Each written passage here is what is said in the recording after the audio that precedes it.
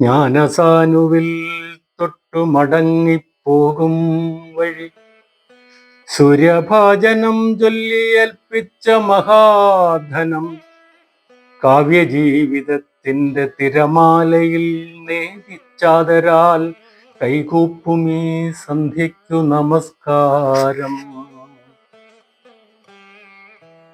എല്ലാ കാലവും അച്ഛൻ്റെ ഓർമ്മകൾ സൗരഭ്യവും അതിലേറെ ഞങ്ങൾക്കെല്ലാം ആനന്ദവും നൽകുന്നതാണ്.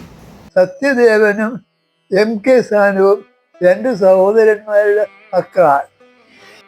മൺമറഞ്ഞുപോയ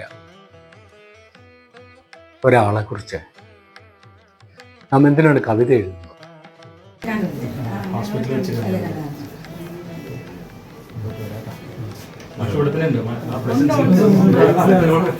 ഒരു വിധത്തിലും മാഷ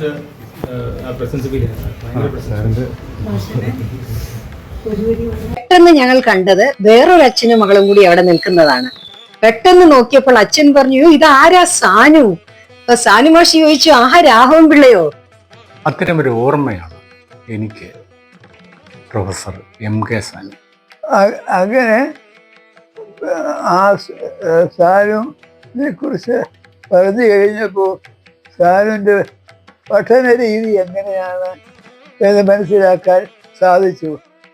വിനയപൂർവം വരച്ചു വെച്ച ഒരു മഹാമനുഷ്യരേഖയായിരുന്നു MK സാനു സാർ. ഈ നിമിഷത്തെ വിയോഗം നിൽക്കാനാണ് എനിക്കിഷ്ടം.